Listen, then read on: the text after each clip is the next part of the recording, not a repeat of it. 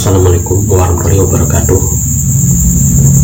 Dengan penuh keinsyafan, mari kita bersama-sama menjelajahi makna hidup ini dengan bimbingan dan petunjuk Sang Maha Kuasa.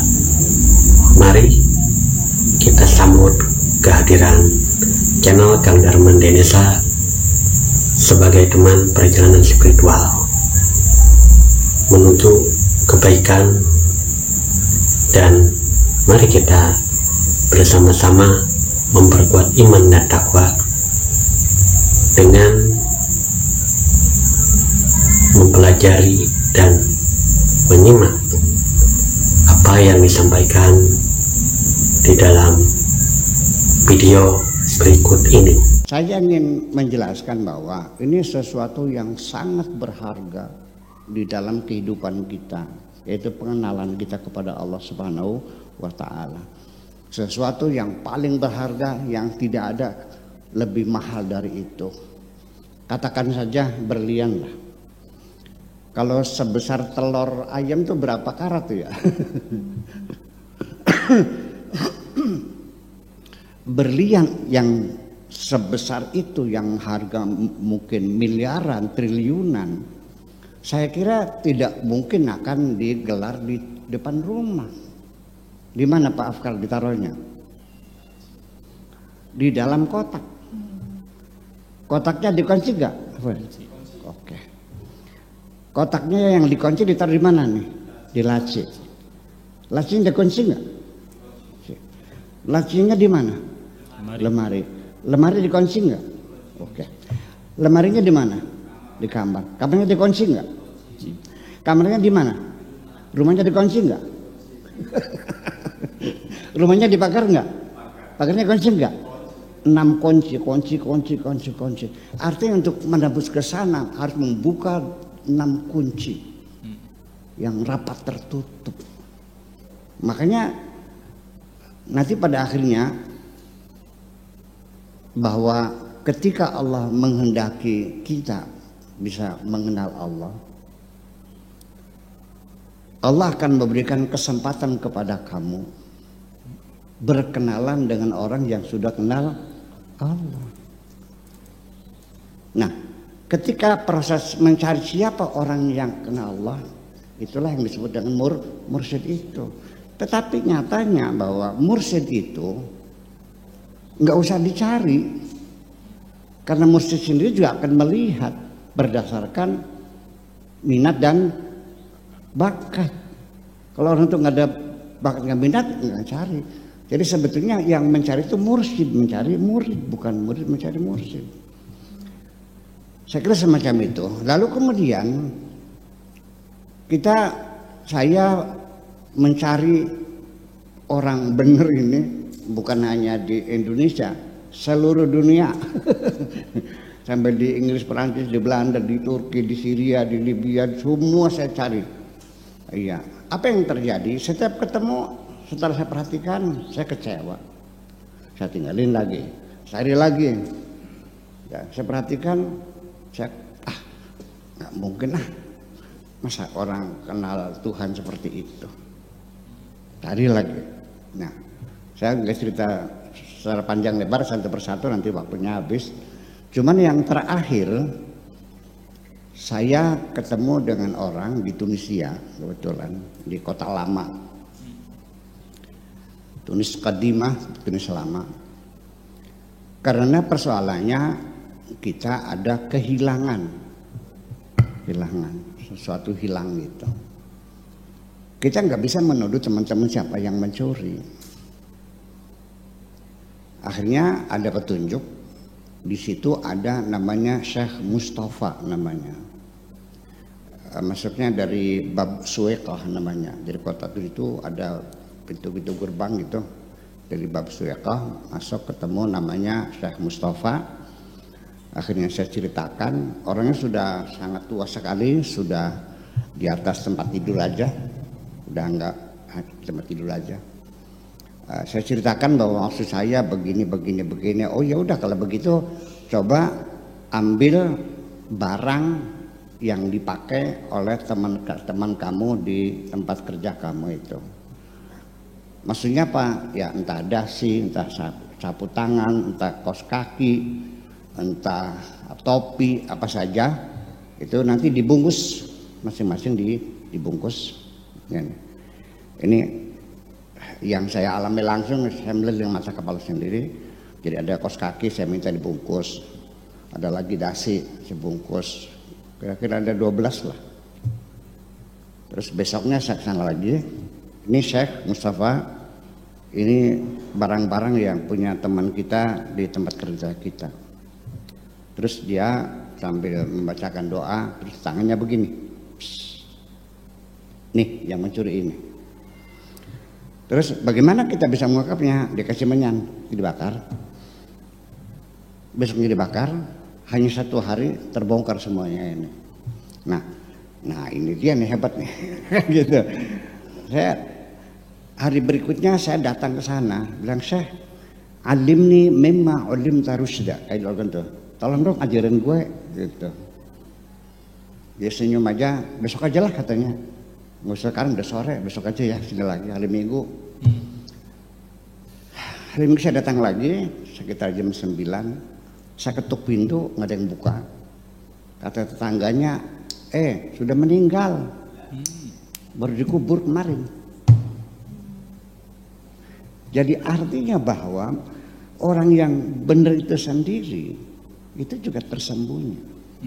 Jadi tidak semudah itu. Namanya berlian tidak mungkin digelar di tengah jalan. Orang yang benar pun juga tidak mungkin ada orang ngaku aku nih wali. Kalau ada orang ngaku wali itu wali dalban namanya. Nggak mungkin. Sehingga seorang waliullah sendiri ketika ada yang mengamati umpamanya ciri-cirinya kalau waliullah itu tidak pernah meludah ke kanan. Begitu dia sadar ada yang mengamati, dia meludah ke kanan.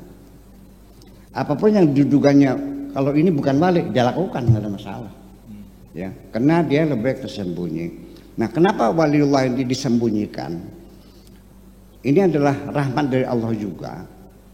Sebab untuk mengurangi dosa-dosa kita. Kalau Anda tahu, yakin bahwa seseorang itu wali, maka hukumnya apapun yang dia perintahkan Anda wajib mengikuti.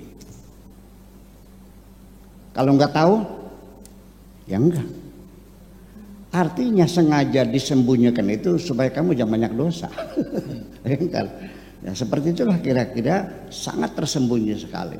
Dan kadang-kadang juga seringnya ya bisa melakukan sesuatu mungkin secara syariat dianggapnya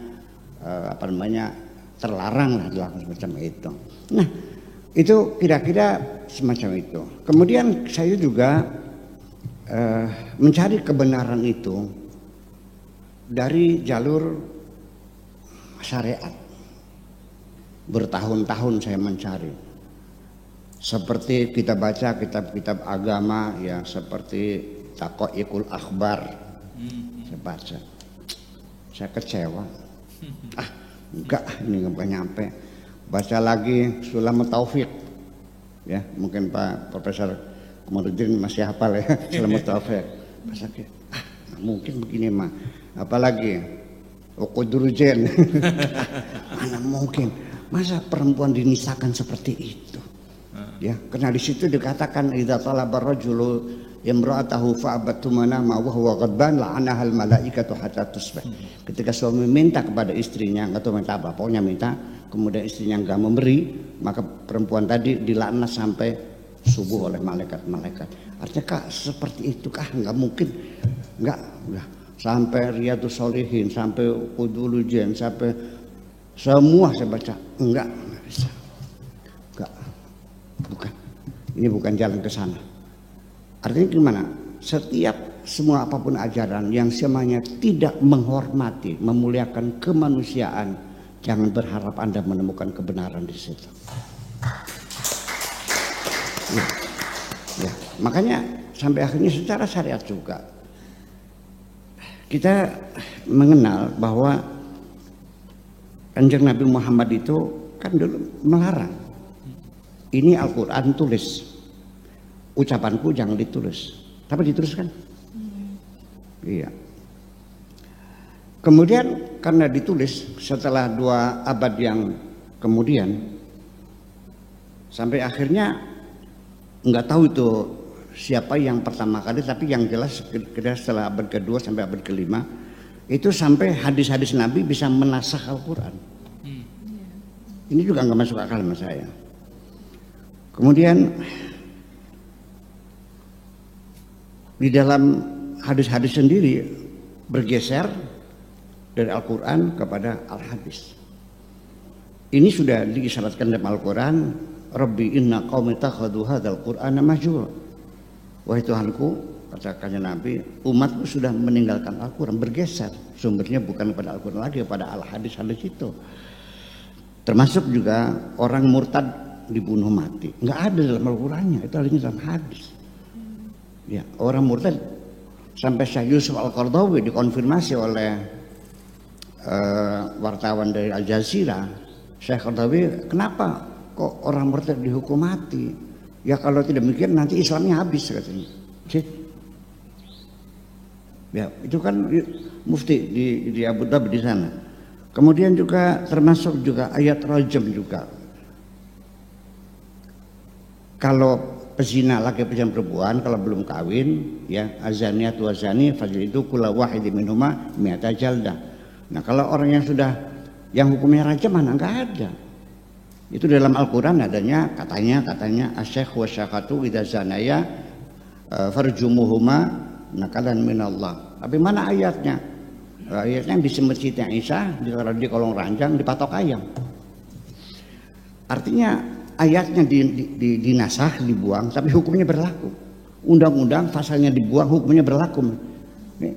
Semuanya nggak masuk akal. Sebenarnya tidak mungkin karena mesti harus rasional dan harus persis manusiawi.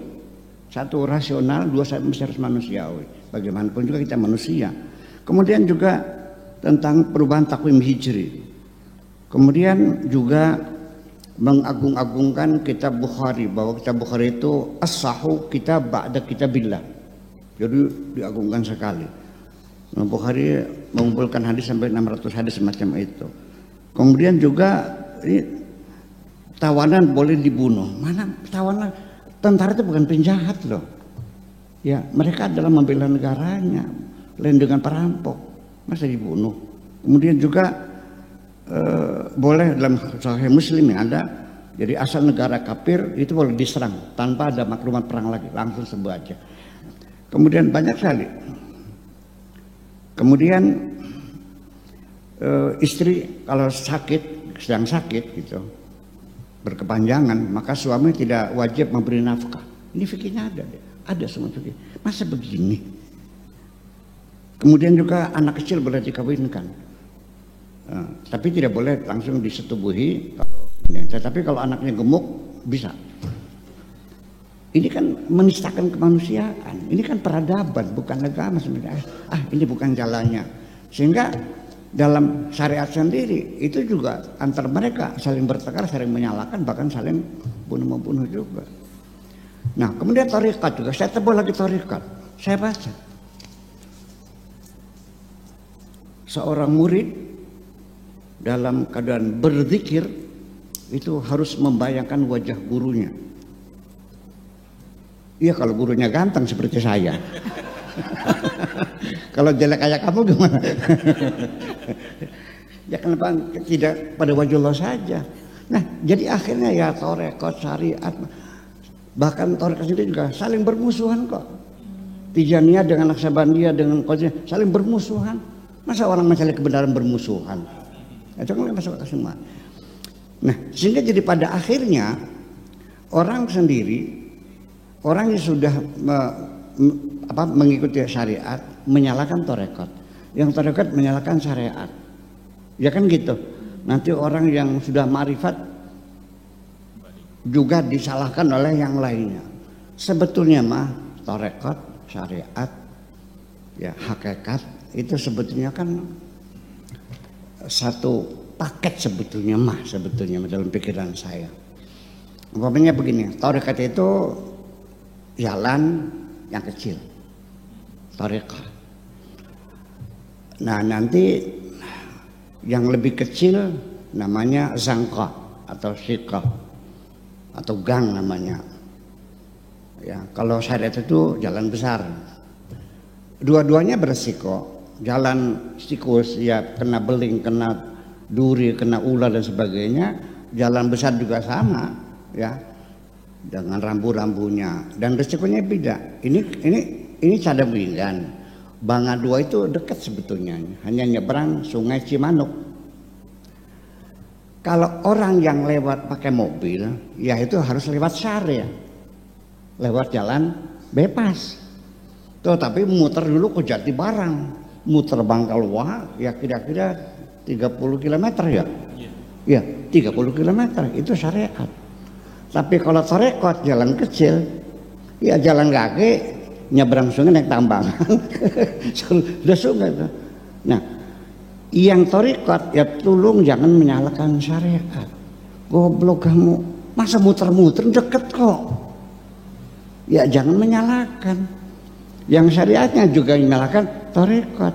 Jadi artinya begini, saya tidak menghinakan, saya tetap muliakan orang yang tetap bersekuku dengan syariat. Bagaimanapun juga saya harus menghormatinya. Tetapi orang yang sudah syariat itu, dia tetap berpegang teguh kepada rambu-rambu. Rambu-rambu itu kita gitu. Kita jalan pelan-pelan. Sering kan ditabrak dari belakang. Bisa terjadi. Nah, jadi artinya nanti pada akhirnya syariat itu orang yang menghormati peraturan. Tetapi orang yang sudah hakikat itu orang yang menghormati yang punya aturan. Umpamanya begini, karena ruangan saya ini seperti ini dan tamu banyak sekali dari pagi sampai sore, kadang-kadang sampai ratusan lebih. Kadang-kadang bawa anak kecil kencing di situ, makanya sekarang karpetnya kita gulung supaya lagi covid kita gulung, nggak pakai karpet lagi. Ada kadang-kadang rokoknya jatuh di karpet terbakar. Saya boleh nggak punya sebagai tuan rumah membuat aturan? Oke, saya buat aturan. Dimohon dengan hormat kepada para tamu, 1, dilarang merokok. Yang kedua, dilarang bawa anak-anak kecil, betul? Yang ketiga, dilarang berbicara keras. Seorang yang pada syariat begitu masuk, dia melihat aturan, ya mematuhi aturan itu. Jadi ketika dia sudah menyalakan rokok, tiba-tiba ketika melihat di tembok, oh Pak Kiai maaf, dia bilang dibuang rokoknya. Saya hormat enggak? Hormat dong. Saya hormati. Orang itu menghormati peraturan saya. Ada lagi ibu bawa bayi anak kecil, ya tiba-tiba setelah tahu peraturan yang nggak boleh, dia permisi juga, minta maaf, punten. Dia keluar lagi, titipkan sama kakaknya. Nah, itu semacam itu syariat. Tapi orang yang sudah hakikat, sudah kenal saya dan sudah ada hubungan cinta dengan saya dan hormat, dia bukan nggak ada urusan dengan pesantrennya, dengan peraturannya, nggak ada urusan. Yang penting to the point, orangnya yang dicintai adalah Buya yang dicintainya dan yang sangat dihormatinya. Nah, terjebaknya seorang ahli syariat adalah ketika dia datang, dia bicara keras, bicaranya karena tidak boleh bicara keras, maka dia bicaranya pelan. Kebetulan saya hari itu waktu mandi kemasukan air di telinga saya, sehingga pendengarannya kurang jelas. Dia ngomongnya pelan. Anu pakai ini saya pertama kali mau anu tujuan tolong yang saya nggak dengar, tolong yang keras bicaranya. Nggak bisa, peraturannya nggak boleh. Terjebak, tak usir. Nah ini kan terjadi pada Nabi Ibrahim, suruh membunuh anaknya kan. Terjadi kan? Suruh meninggalkan anaknya tengah padang pasir, semacam itu. Nah ketika seperti Nabi Khidir juga seperti itu. Terus apa? Jadi disitulah kita menjadi tidak mengerti, yang penting nggak usah menyalahkan. Ya kan begitu. Nah jadi kalau orang yang sudah mencintai saya, ya menghormati saya, sekalipun aturannya nggak boleh, ya ikut aja, nggak ada masalah. Disitulah perbedaan antara syariat dengan hakikat, itu satu paket juga padanya. Saya kira mungkin itu saja. Terima kasih. Kemudian nanti ada lagi satu lagi ini, ada seorang murid kepada Abul Hasan Asy'aruri. Setelah 20 tahun dia mesantren di situ, dia bilang, Pak Kiai, saya ini sudah 20 tahun ikut sampean, tapi nggak ada denyat, nggak ada denyut, nggak ada deradat, nggak ada deradat gitu, nggak ada gejala. Gimana? Nah kata sang guru, sujudlah engkau 200 tahun, nggak bakal kamu itu nyampe. Kenapa? Karena hijabmu terlalu tebal. Oke, terima kasih. Alhamdulillah, terima kasih banyak. Apapun yang telah disampaikan di dalam video tadi, semoga menjadi wawasan kita untuk selalu bertakwa kepada Allah dan menambah keyakinan kita dalam menunaikan segala perintah-perintahnya. Akhirul kalam, wassalamualaikum warahmatullahi wabarakatuh.